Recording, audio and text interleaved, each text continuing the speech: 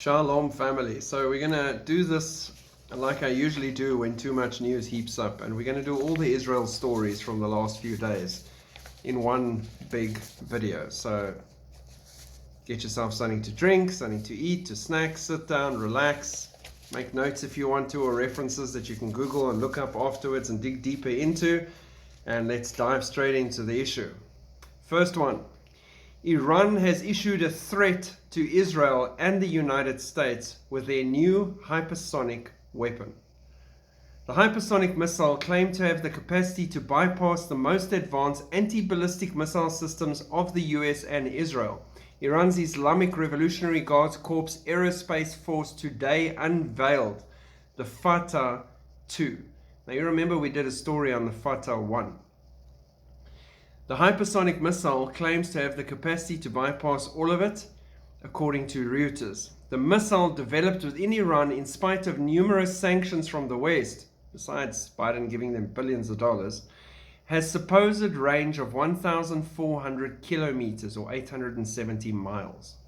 The first version, Fatah 1, was unveiled in June, but the newer version contains a hypersonic glide vehicle, HGV. So that's the change that they made to the original one we posted about, I think it was June, July. The warhead supposedly supports the weapon reaching maximum speed, Iran's Tasnim News reported. The billboard with a photo of the new hypersonic ballistic missile called Fatah in June showed 400 seconds to Tel Aviv in Hebrew, right? June the 8th, 2023, and 400 seconds divided by 60 seconds gives you 666.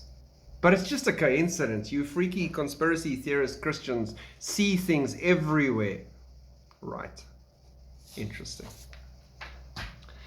Netanyahu with attack on ship. Right, the Houthis attacked and took over a ship. You guys saw that news break. With the attack on the ship, Iran has ratcheted up its aggression. Some 25 crew members of different nationalities, including Ukrainians, Bulgarians, Filipinos, and Mexicans, were on board the ship, but no Israelis. Tehran has increased its aggression against Israel and the free world, Benjamin Netanyahu said, after the Houthis, an Iranian proxy group, seized a British-owned and Japanese-operated cargo ship in the southern Red Sea. We strongly condemn the Iranian attack against an international ship, Netanyahu said. This is another act of Iranian terrorism that expresses a leap forward in Iran's aggression against the citizens of the free world and creates international implications regarding the security of global shipping lanes. This will affect everything down to supply and demand and scarcity. The Houthis said they seized the ship in the area, but described it as Israeli. We are treating the ship's crew by Islamic principles and values. That should scare you already. A spokesman for the group said, not referring to the Israeli account, and its armed forces said on Sunday they would continue to attack Israeli ships. A US defense official said, we're aware of the situation and are closely monitoring it. NBC journalist arrested by Israel for glorifying Hamas attacks.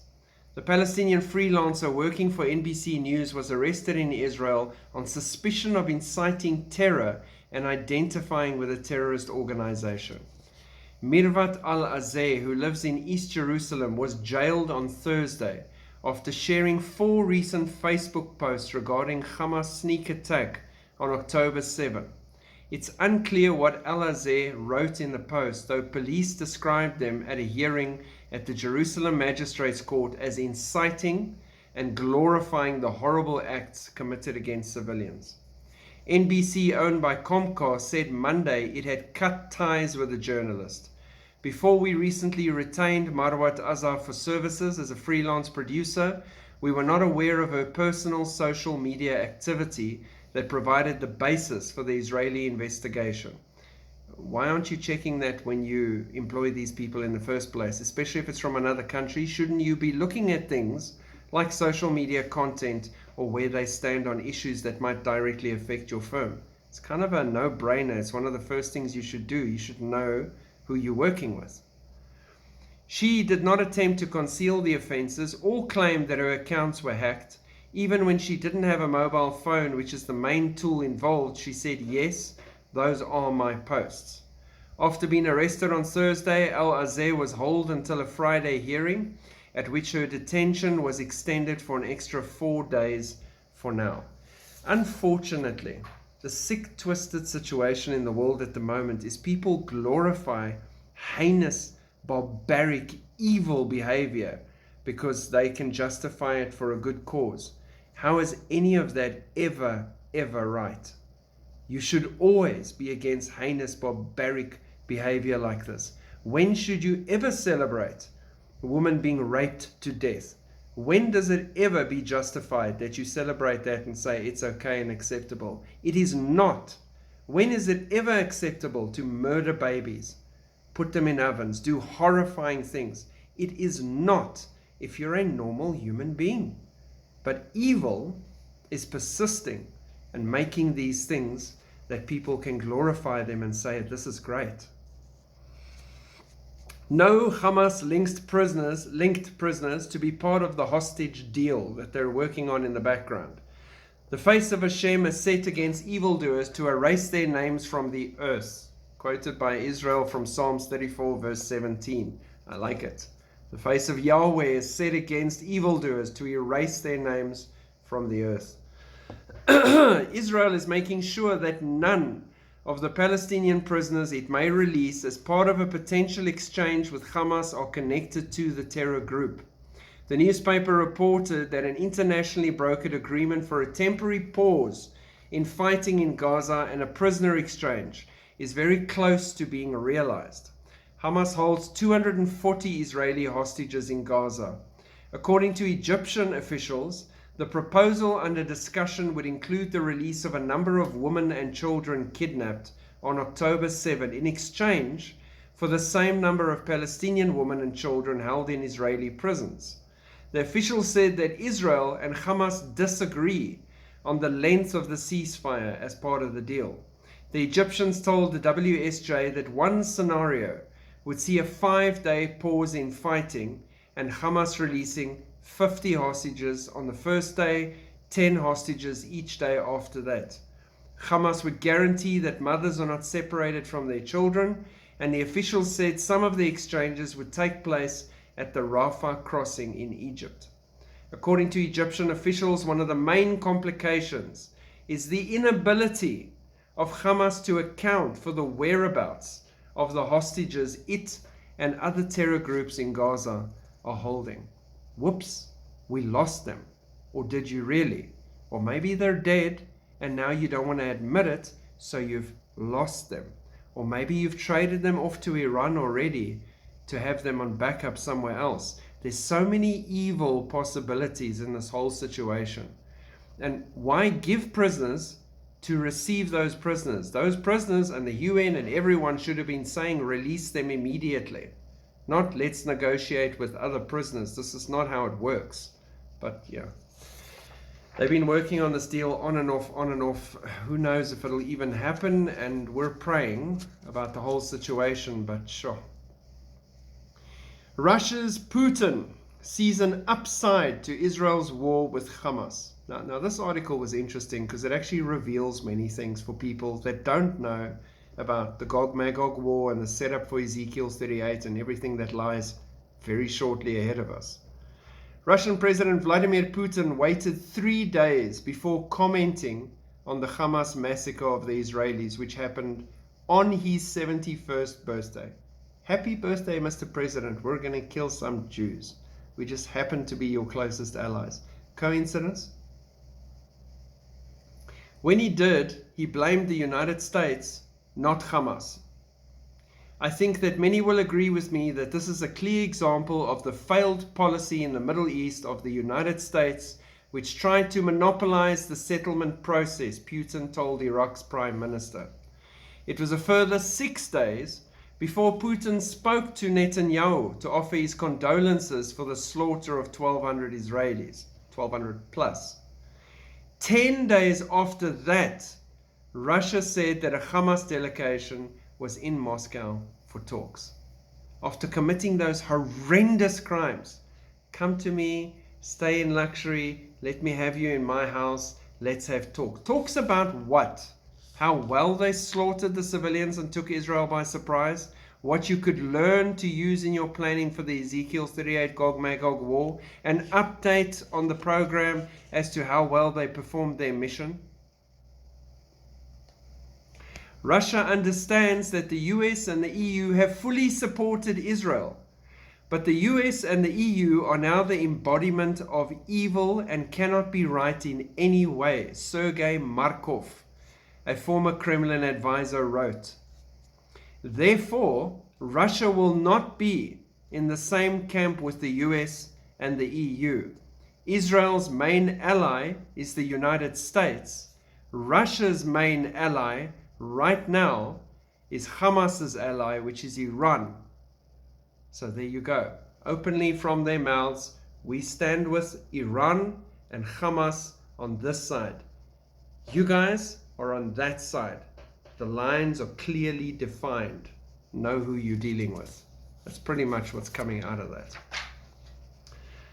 Erdogan claims that Israel is threatening people with atomic bombs as Hezbollah ramps up their attacks from the north. Turkish President Recep Tayyip Erdogan is doing his best to inflame tensions in the Middle East. Why? Because he sees himself as the ruler that's going to bring together the whole Muslim world and rebuild like the Ottoman Empire, being extremely powerful and take that whole area over. That's his dream.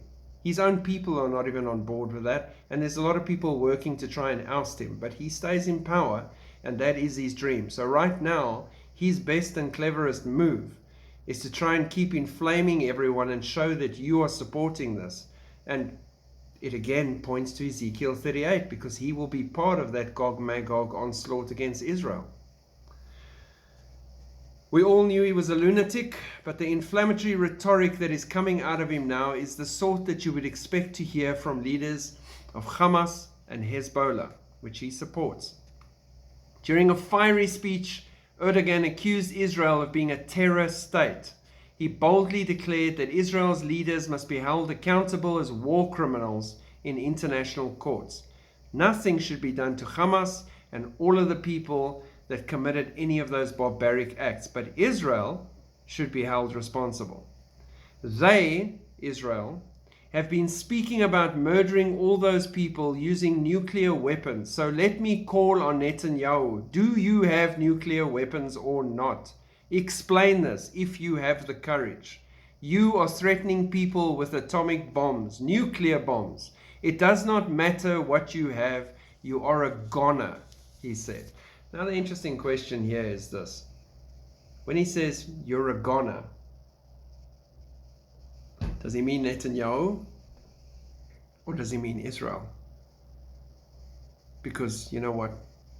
God's already decided, Erdogan, that you and Russia are going to be goners after the Gog-Magog war. Whoops, spoiler alert. Maybe get a Bible. Anyway, moving along swiftly. Trudeau demands Israel stop its military operations against Hamas in Gaza. Makes sense. I mean, it's Trudeau here. Israeli Prime Minister Benjamin Netanyahu rebuked Canadian Prime Minister Justin Trudeau on Tuesday for condemning Israel's assault on Hamas. At a press conference, Trudeau demanded that Israel stop its military operations against Hamas in Gaza, suggesting that the IDF was guilty of collective punishment against Palestinians. The human tragedy that is unfolding in Gaza is heart-wrenching, especially the suffering we see around Al-Shifa Hospital, Trudeau said. Netanyahu publicly responded to Trudeau's statement by reminding the world of the truth and why Trudeau's criticism should be directed at Hamas, not Israel. It is not Israel deliberately targeting civilians, but Hamas that beheaded, burned, and massacred civilians in the worst horrors perpetrated on the Jews since the Holocaust, he said. While Israel is doing everything to keep civilians out of harm's way, Hamas is doing everything to keep them in harm's way. Israel provides civilians in Gaza humanitarian corridors and safe zones. Hamas prevents them from leaving at gunpoint. And yet the world rallies on the side of Hamas. End times much? A burdensome stone. New poll reveals that American support for Israel is declining fast. A majority of Americans now back a ceasefire in the Israel-Hamas war, though the Biden administration has strongly spoken against the move. Poll respondents showed less support for Israel than at the start of the conflict, showing changing opinions as the war reaches its 6th week. After 32% of respondents said the US should support Israel, down from 41% in mid-October. Many now believe the US should instead be a neutral mediator in the conflict and not take a side. The rate has increased to 39% from 27% a month ago. You can't not stand for something. You need to choose your side and stand for it. That is just how it is, with the consequences of your choice. I'm gutted. Congressional members react to Israeli military film showing Hamas attacks on October 7. Speaker Mike Johnson told reporters Tuesday that the auditorium where the screening was held was so quiet you could hear a pin drop. We had a large group of Republican and Democrat House members in the auditorium this morning, and you could have heard the pin drop. Except for sighs and cries in the room, the video would make anyone with a soul cry, said Johnson. Watching the footage made me sick to my stomach, but also more determined than ever to support Israel in its battle against Hamas and its war for survival. This was visiting Auschwitz or Birkenau, except the events occurred barely a month ago. America must stand with Israel, and Israel must win. Republican Rep. Darrell Issa of California. The Senate is set to view the film on Thursday, according to the Jewish Insider. Yair Lapid, never one to miss an opportunity in Israel. Yair Lapid calls to oust Netanyahu as prime minister. This is a guy whose experience in life is being a millionaire/billionaire in retail and business. It took a few weeks for opposition leader leftist Yair Lapid, but he's now called for the removal of Prime Minister Benjamin Netanyahu from office, suggesting that another member of the Likud party should replace him without the need for a national election. Lapid cited the loss of public confidence in Netanyahu, particularly after October 7, when Hamas launched its attacks. He expressed the view that it's challenging to conduct an extended military operation under a prime minister who lacks the trust of the public. In response, the Likud party criticized Lapid for engaging in political maneuvering during a time of war and attempting to replace the prime minister who is leading the operation. Gantz, who would be like the person who would win if they held elections now, said that calls to replace Netanyahu in the middle of a war is nothing less than crazy. Man's got his head screwed on straight. Gantz firmly believes that the time will come to fully examine who's responsible for the failures that led to October 7's Hamas assault on Israel. That says a lot for Gantz in my book. Gantz, if he had to force an election now or have gone with Lapid, they could have forced the issue, Gantz would win. Hands down. Public loves him. He's doing a fantastic job. He's active in the war. He's doing his thing for the people. Yet, he's holding back and he's supporting Netanyahu so that together they can work and sort this whole mess out. And afterwards, deal with things that need to be dealt with. That's maturity. Netanyahu warns America, if we don't win now, Europe is next and you are next. Facts. We have to win, not for our sake, but for the sake of the Middle East, for the sake of our Arab neighbors, for the sake of the Gazans who have been held by this dark tyranny that has brutalized and brought them nothing but bloodshed, poverty, and misery, Netanyahu said. We have to win to protect Israel. We have to win to safeguard the Middle East. We have to win for the sake of the civilized world. It's a battle we're fighting and it's being waged right now. There is no substitute for that victory. If we don't win now, Europe is next, then you're next. We have to have the forces of civilization beat these barbarians, because otherwise barbarism will spread and endanger the entire world.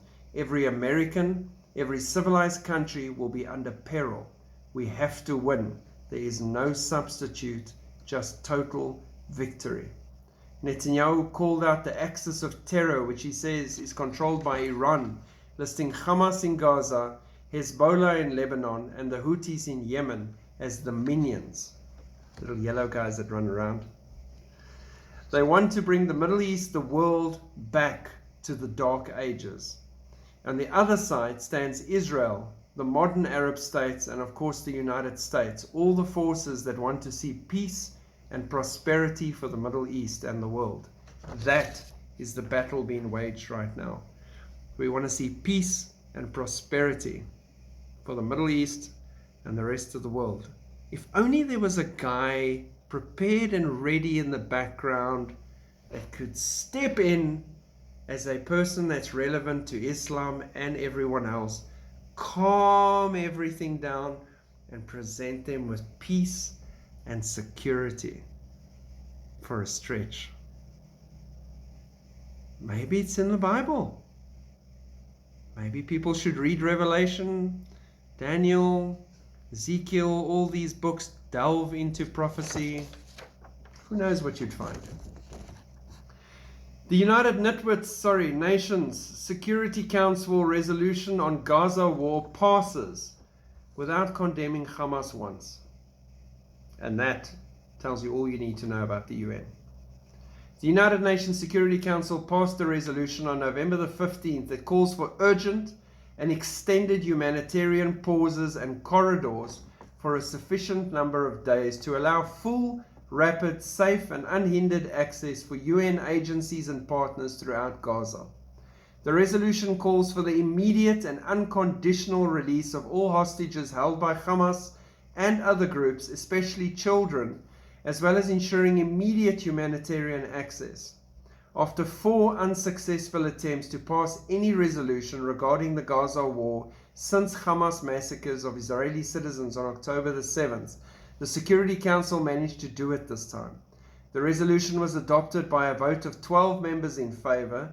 No member state voted against the resolution. 3 member states abstained: Russia, United Kingdom, and United States. First, the resolution inexcusably fails to condemn Hamas' genocidal attack.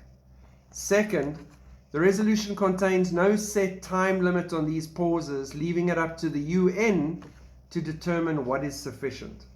Third, while calling for the immediate release of all hostages held by Hamas and other groups, the resolution does not demand the release of all hostages as a precondition for any Gaza-wide pause to take effect. Israel has offered this before. Hand them all over with no conditions, and then we can talk. Stop shooting you into the dark ages and chat and see where we're going to sort this out now. No, not interested. Still no hostages. Dead hostages being found, yeah. It is meant to be, as horrifying as that sounds. Israel is supposed to be the center of the entire world's focus. Is that the case now? Yes. Tick. Jerusalem is supposed to be a burdensome stone for all nations. Is that the case? Tick. We really just need the restrainer removed, the Antichrist to come on the scene and tidy everything up nicely and present them with a solution that the whole world will be excited about, and that they can fawn at this man's feet, who has done what no American president or any other leader has ever been able to do. Even China is trying to make peace in the Middle East. They should go back to sushi. It's not going to work. Only the Antichrist is going to pull off his false deal with them and let the whole world celebrate with him on his 7-year 2030 plan. not knowing, because they don't read the Word of God, that halfway through they're going to receive an entirely different animal. Keep praying for Israel. We've been seeing and hearing story after story after story of miracles, amazing miracles on the side of Israel, soldiers being miraculously saved and warned of dangers and things. Amazing stories coming out of Israel. We've got amazing stories coming out of Gaza, between the Palestinians, of people having dreams and visions of Jesus and turning to Him in groups. God is working. And we're praying for all sides, that God touches lives and opens eyes and softens hearts and draws them to Himself while there is still time. And He answers those prayers. He is God. Yot, Hey, Vaf, Hey. Behold the hand, behold the nail. He who has redeemed us, we who are not worthy, and made us His own, and called us His sons and His daughters, friends of God. So yes, we will see Him soon, but until we see Him, we will shine our lights, we will stand with Israel, we will pray for the peace of Jerusalem, and we will pray for more and more eyes to open to Jesus Christ on all sides. God bless. Keep holding the line, keep running the race, keep encouraging one another. Shalom.